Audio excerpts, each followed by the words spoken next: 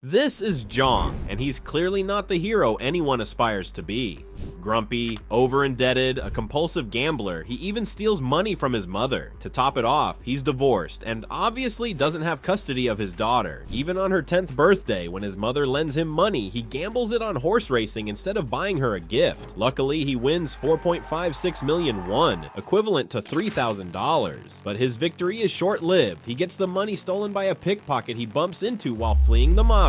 Yes, he's also indebted to them. Dejected, he takes back the tip he left the cashier and buys a pitiful gift for his daughter. He eats on the go for her birthday, but while taking her back to his ex-wife, he misses the subway and meets a strange man. This man pulls out 2 envelopes from a briefcase and offers him a gambling game. Every time one of them manages to flip the envelope onto the floor, they win 100,000 won, or $70. But Ji-hyun fails. Each time he loses, since he has no money, he gets slapped as payment. After multiple attempts, he finally wins a round and the 100,000 won. The man stops the game and hands him a card with a phone number for more paid games. Back home, his mother informs him that his daughter will soon move to the United States with his ex-wife and her new husband. He's devastated. It's probably the last time he'll see his daughter. His mother urges him to fight for custody, but what can he do? He's broke. This time, it's too much for him, and he decides to fix everything. He calls the number and joins the gambling game. A van driven by a masked man picks him up in the night. He's not alone in the vehicle, but as soon as he asks a question, he's knocked unconscious. Upon waking, our hero finds himself in a massive dormitory with 455 other participants, all guarded by masked men. He is the last participant, number 456. He even chats with an old man wearing number 1. This man reveals that he has a brain tumor. Ji-hyun intervenes in a fight between number 101 and number 67, none other than the pickpocket who stole his winnings. He demands his money back, but the masked men interrupt with an announcement. They reveal that every participant's life has been thoroughly analyzed. Each of them is deeply in debt and disconnected from the outside world. To officially start the game, all players are asked to sign the rules. Rule 1. Players cannot stop playing. Rule 2. Players who refuse to play will be eliminated. Rule 3. The game can be stopped if the majority agrees. Everyone signs without much hesitation and discovers the first game. Red light, green light. A giant doll counts down. When it says green light, players can move forward, but when it says red light, they must freeze. Anyone caught moving after red light is eliminated. The goal is to reach the other side of the field before the timer runs out. The game starts, and with the first red light, the first player is eliminated. A loud noise is heard, and the eliminated players are shot. Panic ensues, and many players start running, causing even more to be shot. The playground turns into a bloodbath. Amid the carnage, the only one who seems to enjoy it is the game manager, who watches with a glass of whiskey in hand, accompanied by jazz music.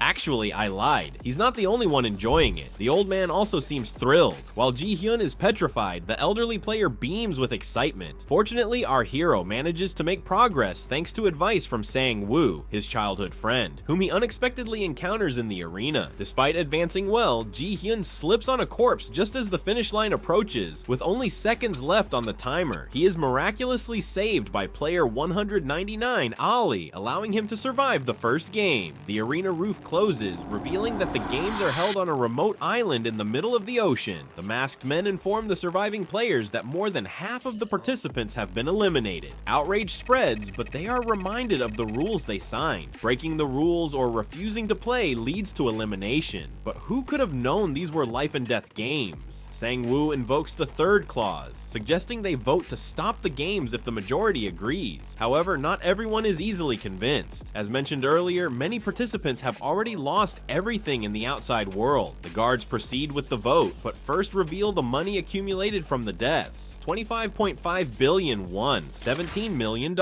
If the majority votes to end the games, they will leave empty-handed. If they vote to continue, they have a chance to win even more, up to $31 million. The voting begins in reverse player number order. Ji-hyun is the first and votes against continuing. As the vote progresses, a perfect tie seems imminent. The final voter steps forward, the old man. He makes the decision for everyone and stops the games. All players are released back into the city. Ji-hyun tries to report the incident to the police, but they mock him and dismiss his claims. However, a lieutenant sees a possible link to his brother's mysterious disappearance. The lieutenant retrieves the card Ji-hyun left behind and catches up with him. Ji-hyun, wanting to be left alone, claims he made everything up. Understandably, after such trauma, he just wants peace. Others return to their miserable lives as well. Sang-woo owes more than 6 billion won and has even mortgaged his mother's shop.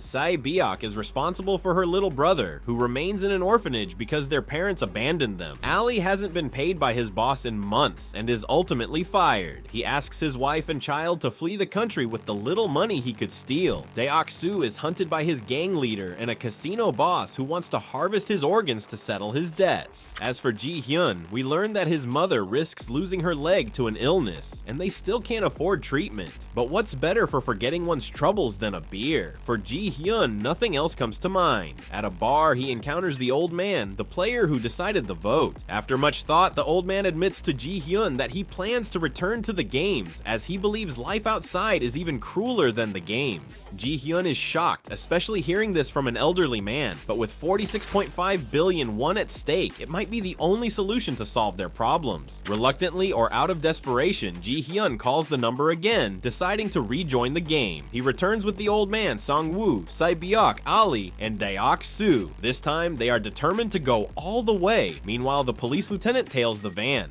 At the port, the lieutenant infiltrates the organization by killing a guard. He dumps the body overboard, dons the guard's red uniform and iconic geometric mask, and blends in. Back in the giant dormitory, only 14 players have decided not to return. Ji-hyun proposes forming an alliance with Sang-woo, the old man, and Ali. Others have the same idea. Dae-ok-soo proposes an alliance with Sae-byok, but she refuses. Player 212, who seems somewhat unhinged, expresses interest in teaming up with him. For now, Dae-ok-soo's group mocks her.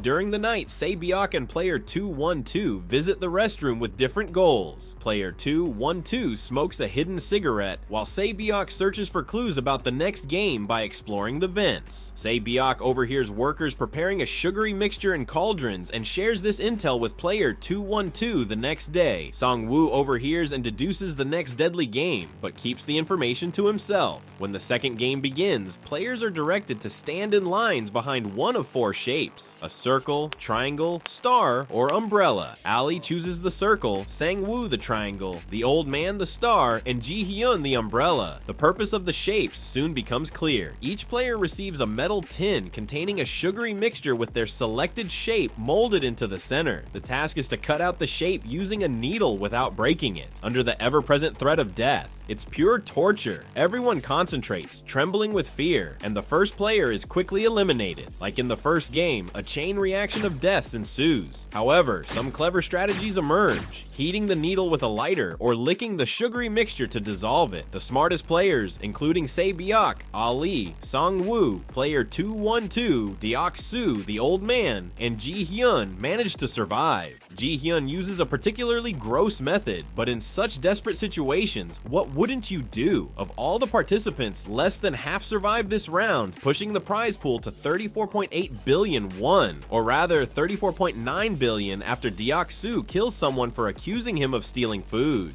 This revelation, that players can kill each other between games, terrifies the others. Dae-ok-soo and his gang prepare for a slaughter during the next night. Predictably, it turns into another bloodbath, but this chaos forces alliances to strengthen. Sae-byok officially joins Ji-hyun, Sang-woo, and Ali's group. Together, they resolve to end Dae-ok-soo and his gang's reign of terror. Before they can act, however, the old man breaks down, begging for the violence to stop. Surprisingly, the game manager shows some pity and orders his guards to intervene. With calm restored, a new day dawns, bringing a new game and more eliminations. This time, participants must form teams of 10 within 10 minutes, but no one knows what the challenge will be.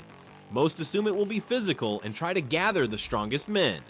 Ji-hyun's team has Sae-byok and the old man, so finding more men proves difficult. They end up recruiting another woman and the eccentric player 212. The game is revealed to be a tug of war. Teams must pull with all their strength to topple the opposing team into a fatal drop. Teams are drawn at random, and Ji-hyun's team faces Team 5, a group of all men. Ji-hyun's team panics, believing they're doomed, but the old man motivates them with a strategy from his youth.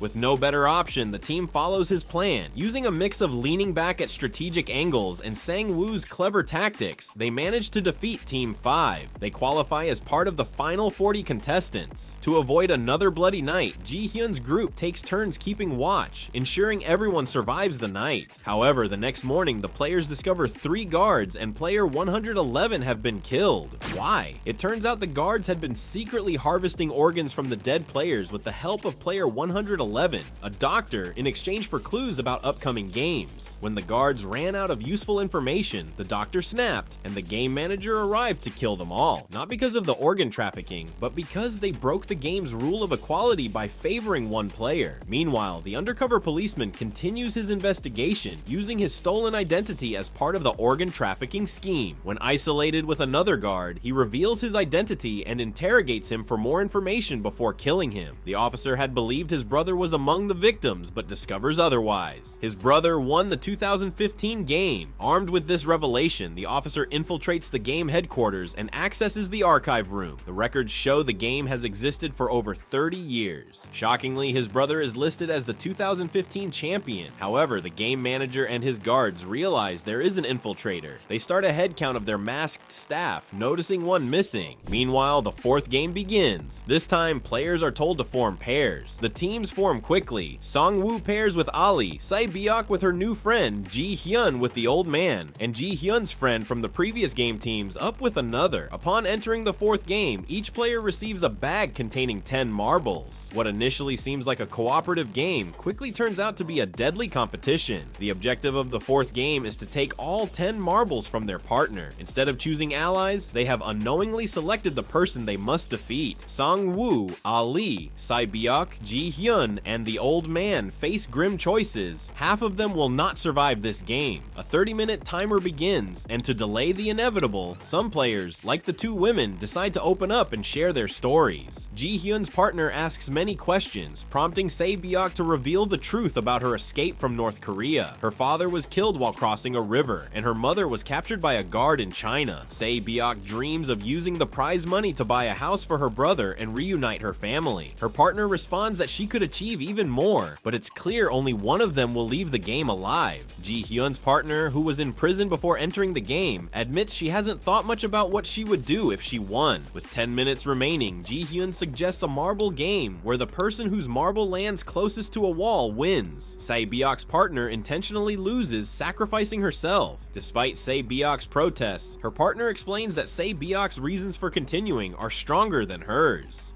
Sae-byok walks away in tears as a gunshot ends her partner's life. Meanwhile, Sang-woo and Ali play a different game, guessing whether the number of marbles in a hand is odd or even. Ali, being too trusting, doesn't see Sang-woo's betrayal coming. Sang-woo convinces Ali to switch games, deceives him into handing over all his marbles, and replaces them with pebbles. Ali realizes the truth too late, and a gunshot signals his elimination. Heartbroken by the betrayal, he dies believing in a false friendship. Ji-hyun and the old man, who had sworn to be lifelong allies, Gambu, face an equally tragic end. The old man begins reminiscing, believing he's in the neighborhood of his childhood. As the timer counts down, Ji-hyun, torn between his affection and survival instincts, steals the old man's marbles one by one, exploiting his supposed memory loss. But when only one marble remains, the old man reveals he has been aware of Ji-hyun's actions all along. With a sorrowful smile, he reminds Ji-hyun that they are Gambu and hands over his last marble, choosing to sacrifice himself. Ji-hyun watches in horror as the old man's elimination is announced. The surviving players return to the dormitory, guilt-ridden over the friends, allies, or even spouses they've killed. Sang-woo tries to rally the remaining participants, reminding them of the countless eliminated players who would have wanted to continue. The 5th game introduces a new twist. Wealthy VIPs arrive to watch the games live, revealing the origins of the prize money. Players must cross a bridge made of paired glass panels. One panel is tempered and can support 2 people, while the other will shatter under any weight. The goal is simple: reach the final platform alive. The VIPs are thoroughly entertained as many participants fall to their deaths almost immediately. However, one VIP becomes more interested in a servant than the games and leads him to a private room. The servant removes his mask, revealing himself to be the undercover policeman. The officer uses this opportunity to hold the VIP at gunpoint and record his confession about the games. Meanwhile, Deok-soo halts his progress on the glass bridge, realizing that if no one moves, everyone will die when the timer runs out. He refuses to advance, but player 212, the woman he betrayed multiple times, steps forward. She reminds him of her earlier warning. If he betrayed her, she would kill him. True to her word, she grabs Deok-soo in a tight embrace and jumps onto a fragile glass panel, sacrificing them both. The VIPs are delighted by this dramatic turn of events, though they quickly find another complaint. Player 17, a glass worker by trade, uses his knowledge to distinguish the tempered glass from the regular panes. This strategy reduces the suspense, and the game manager decides to turn off the lights, forcing him to guess. With only 23 seconds left on the timer, Sang-woo loses patience and pushes player 17 to his death, clearing the path for himself, Ji-hyun, and Se-byok. As the bridge timer expires, the remaining glass panels explode, sending shards flying into the survivors and leaving Se-byok severely injured. Meanwhile, the policeman's pursuit of the game manager continues. After escaping through an underwater tunnel, he surfaces on an island and attempts to contact his colleagues. Unfortunately, he struggles to get a signal and is soon discovered. The policeman confronts the game manager and demands to know his identity. The manager removes his mask, revealing himself to be the policeman's missing brother. He offers the officer a chance to join him, but the officer refuses, forcing his brother to shoot him. Back at the dormitory, tensions flare between Ji-hyun and Sang-woo. Ji-hyun accuses Sang-woo of murdering player 17 when he could have survived. Sang-woo counters that survival depends on one's own actions, not other sacrifices. The three remaining finalists are treated to a lavish feast before the final game. However, Se-byok's condition worsens due to her severe injury from the glass explosion. Though she tries to hide it, Ji-hyun and Sang-woo notice her declining state. After the meal, the guards clear the table but leave each player a sharp knife. Ji-hyun approaches Se-byok to propose an alliance, aware that Sang-woo will stop at nothing to win. However, Se-byok, knowing her fate, asks Ji-hyun to promise to take care of her younger brother if he wins. Ji-hyun hesitates but notices Sang-woo pretending to sleep. He considers killing him but is dissuaded by Se-byok, who reminds him that he isn't like Sang-woo. Shortly after, Se-byok succumbs to her injury. Ji-hyun pounds on the doors, pleading for help. The doors open,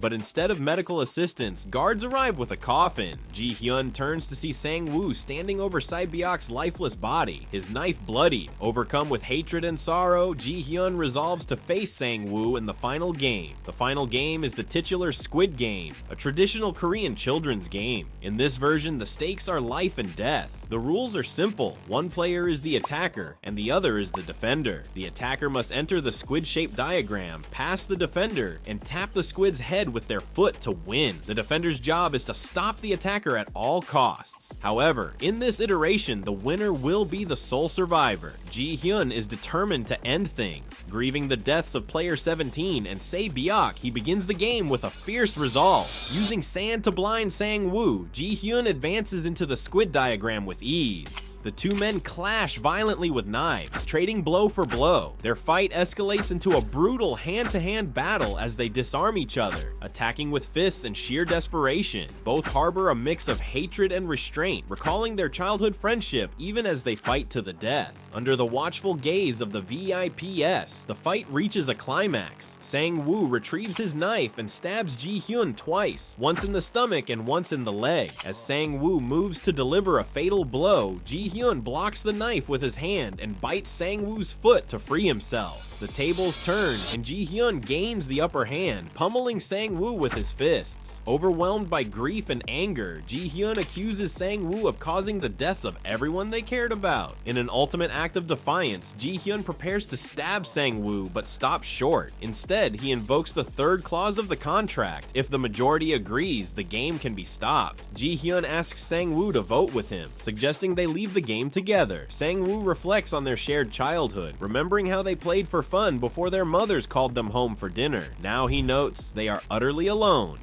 Sang-woo apologizes and, with a final word, "Mother," plunges the knife into his own neck. Ji-hyun is declared the winner of the 2021 Squid Game. Ji-hyun is driven back to the city in a limousine accompanied by the game manager. When Ji-hyun demands to know why the games were created, the manager compares them to horse races, with the players as horses and the VIPs as bettors. Ji-hyun is left in the city with a credit card, which he uses to withdraw a small amount of money to test if it works. To his shock, the account balance shows 45.6 billion won. Exhausted and traumatized, Ji-hyun heads home, only to encounter Sang-woo's mother. Mistaking Ji-hyun's disheveled state for drunkenness, she offers him fish to take to his mother and asks for news of Sang-woo. Ji-hyun, unable to respond, returns home to find his mother dead. His long struggle to provide for her ends in tragedy. 1 year later, Ji-hyun is approached by his bank advisor with premium investment offers. Indifferent, Ji-hyun asks to borrow 10,000 won instead. He wanders aimlessly, drinking beer and reflecting on his life before the games. A street vendor urges him to buy a flower before it wilts. He agrees and discovers a familiar envelope attached to the flower. Inside is a card bearing the same design as the game invitations. On the back, it reads, December 24th, 11:30 p.m., Sky Tower, 7th floor, from your Gambu. Ji-hyun, shocked and overwhelmed, rushes to the meeting location. At the Sky Tower on the 7th floor, he finds the old man, Oil Nam, still alive. Confused and angry, Ji-hyun demands answers. Oil Nam, who orchestrated the games, explains his motivations. He reveals that the games were created as a form of entertainment for his ultra-wealthy clients who had grown bored with conventional amusements. The players, indebted and desperate, provided a high-stakes thrill for the VIPs. Oil Nam admits that his participation in the games was driven by nostalgia and a desire for fun before his terminal illness claimed his life. He thanks Ji-hyun for the companionship they shared during the games, moments that brought him joy. As Oil Nam speaks, his condition worsens, and he dies before fully addressing Ji-hyun's questions. Ji-hyun is left grappling with the revelation of Oil Nam's role and the sheer scale of the games. The mystery deepens as unanswered questions linger. Why did Oil Nam fake his death during the marble game? What was his personal business when the VIPs arrived? The scene hints at more secrets waiting to be uncovered in Season 2. Sometime later, Ji-hyun takes steps to fulfill his promises. He dyes his hair red, a symbolic act marking a fresh start. He rescues Se-byok's younger brother from the orphanage and entrusts him to Sang-woo's mother, along with half of his winnings. Ji-hyun honors his debts, ensuring the boy and Sang-woo's mother have a secure future. Preparing to leave for the United States to reunite with his daughter, Ji-hyun encounters the game recruiter at a subway station. The sight reignites his rage and determination. Ji-hyun intercepts the card left by the recruiter, calls the number, and demands answers. The voice on the other end advises him to focus on his own life and board his flight. Instead, Ji-hyun turns back, resolute in his decision to uncover the truth behind the games and dismantle the organization.